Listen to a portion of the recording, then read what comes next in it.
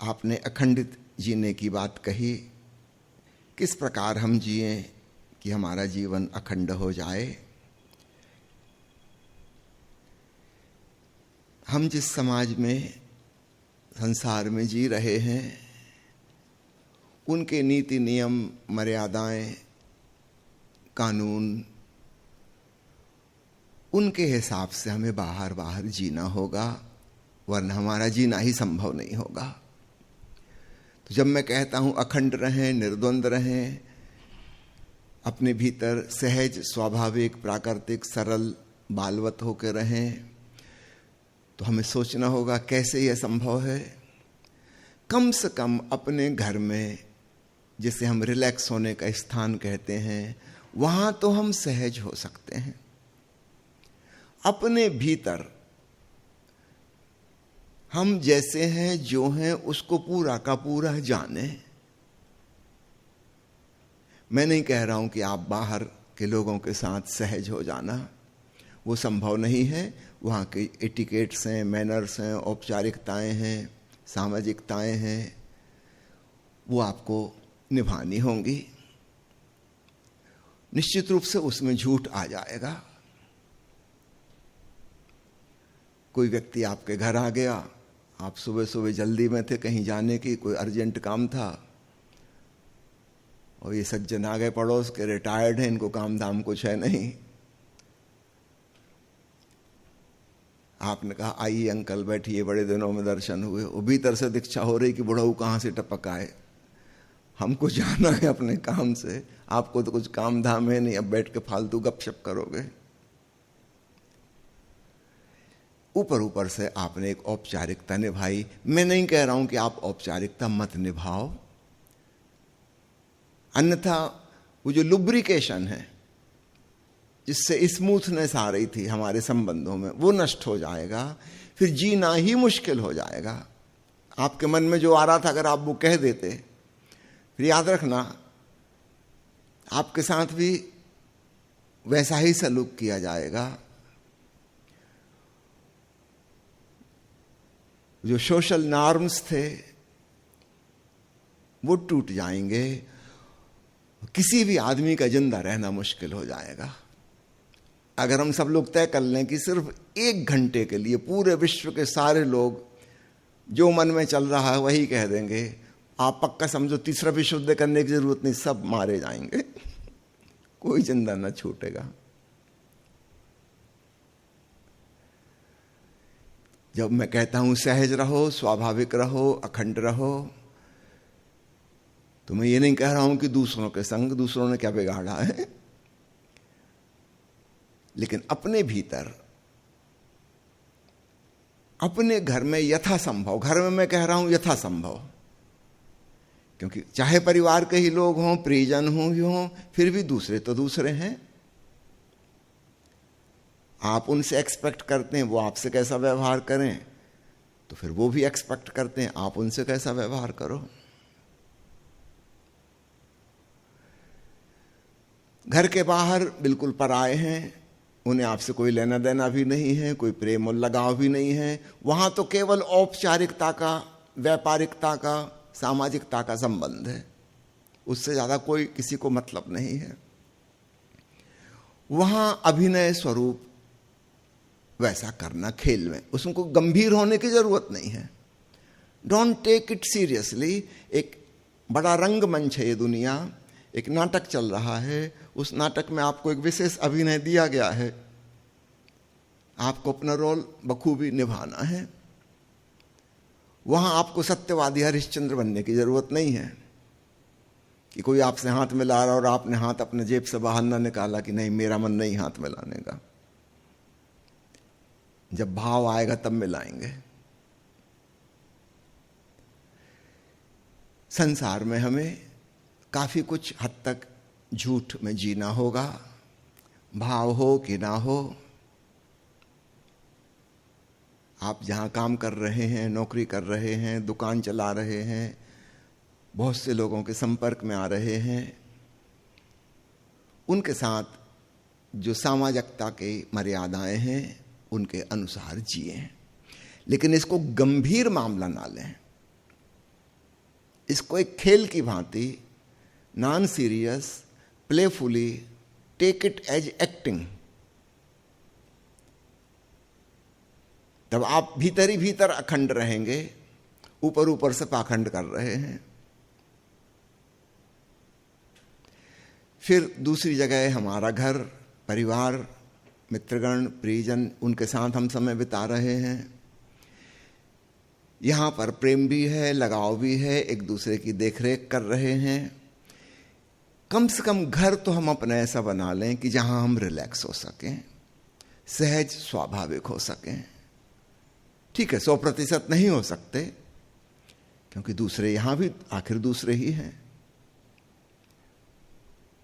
लेकिन यथासंभव कह रहा हूं मैं, एज फार एज पॉसिबल,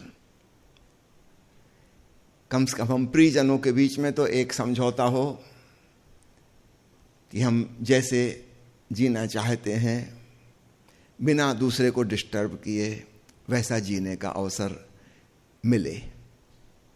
चलो 100% नहीं, 50% तो हो सकता है। हम एक दूसरे को प्रेम करते हैं, लगाव रखते हैं, इसलिए हम दूसरे को स्वीकार करते हैं, दूसरा हमें स्वीकार करता है। तो इस बात की एक गहरी समझ होनी चाहिए कि कम से कम 50% हम रिलैक्स हो सकें, क्योंकि बाहर तो हमें पूरे समय मुखौटा लगा के, एक मास्क लगा के जीना पड़ता है। अगर घर में भी हमको लगातार नौटंकी ही करनी पड़े, फिर वो घर घर नहीं रहा, वो मकान है, फिर घर नहीं है। घर का मतलब ही है ऐसा मकान जहां हम रिलैक्स होकर अपने ढंग से जी सकते हैं और दूसरों को भी जीने दे सकते हैं। एक दूसरे की स्वतंत्रता का थोड़ा सम्मान, ये बात भी हमें सीखनी होगी। अधिकांश घर घर नहीं है, केवल मकान है। घर जैसी फीलिंग गायब हो गई है, वहां भी दुश्मन की तरह रह रहे हैं।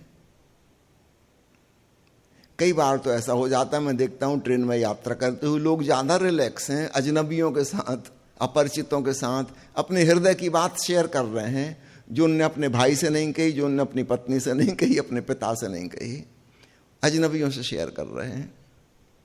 बड़ी गहरी बात। नहीं, यह माहौल ठीक नहीं है। हमें घर ऐसा बसाना चाहिए कि हम एक दूसरे की जीवन में कम से कम इंटरफियर करें, दूसरे की स्वतंत्रता का सम्मान करें, उसमें अच्छाइयाँ बुराइयाँ जो हम लेबल लगाते हैं कि ये चीज़ अच्छी है, ये चीज़ बुरी है, कम से कम वहाँ हम थोड़े से रिलैक्स हो जाएं, अच्छे बुरे का सवाल ना उठे। वो जैसा है, हम जैसे हैं। कम से कम 50% भी हम रिलैक्स हो गए तो हमारी जिंदगी के बहुत से तनाव खत्म हो जाएंगे, बहुत से तनाव खत्म हो जाएंगे। काश आप अपने घर में गीत गा सकें, क्योंकि अब इस चीज की परवाह नहीं है कि आपकी आवाज कैसी है और सुरताल आता है कि नहीं आता है, इससे कोई लेना देना नहीं है। आपको गाने का मूड हुआ है, आप गा रहे हैं। आपको पता है कि दूसरे लोग ऑब्जेक्शन नहीं लेंगे, उनको अच्छा लगे ना लगे फिर भी सहन कर लेंगे, आप उनकी सहन कर लेते हो। कभी खराब मूड है, हम उसको भी स्वीकार कर सकें।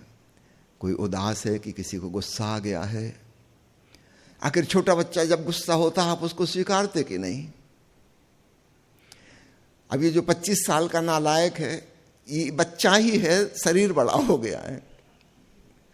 और जो 50 साल के सज्जन हैं, आप मत भूल जाओ कि उनके भीतर अभी बच्चा मौजूद है और उसको गुस्सा भी आता है, वो बिल्कुल आतंकवादी हो जाना चाहते हैं। बाल पक गए हैं, दांत झड़ गए हैं, बच्चा कहीं गया नहीं है। तो जैसे हम छोटे बच्चे को स्वीकार कर लेते हैं, उसका गुस्सा भी हमें अच्छा लगता है, ऐसा ही इनको भी स्वीकार कर लो।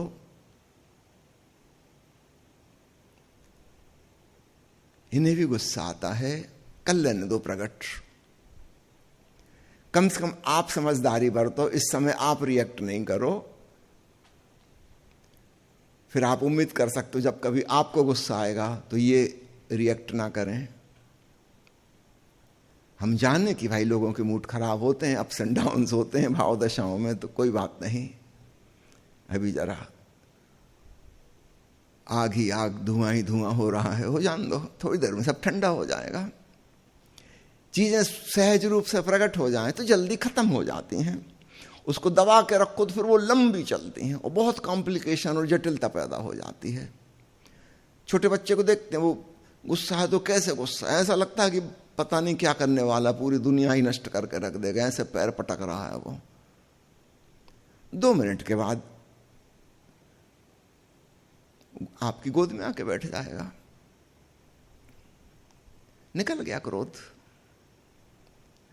काश हम थोड़े से सहज सरल होना सीख जाएं, कम से कम अपने प्रियजनों के बीच में।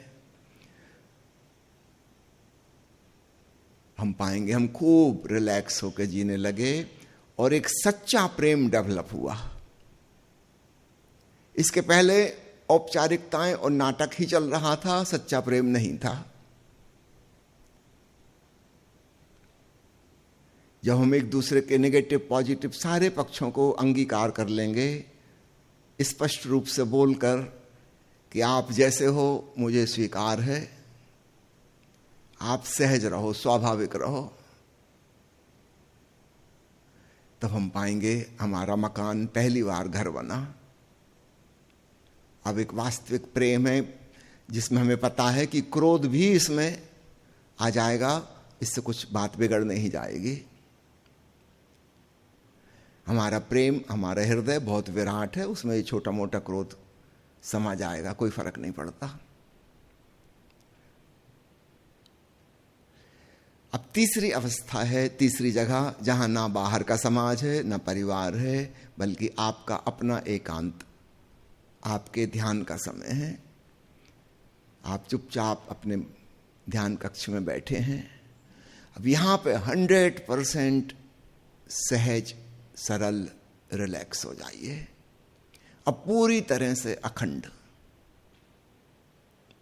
जो हैं आप, जैसे हैं आप, उसका पूरा पूरा साक्षात्कार, बिना कोई लेबल लगाए। ओशो कहते हैं ना, ध्यान की एक अनिवार्य शर्त है नो जजमेंट। क्योंकि जैसे ही आपने जजमेंट किया, निर्णय लिया कि ये ठीक है, ये गलत है, इतना ख्याल आते ही से आपने जिसको गलत कहा वो बिल्कुल अंधेरे में छुप जाएगा, गायब हो जाएगा, पता ही नहीं चलेगा।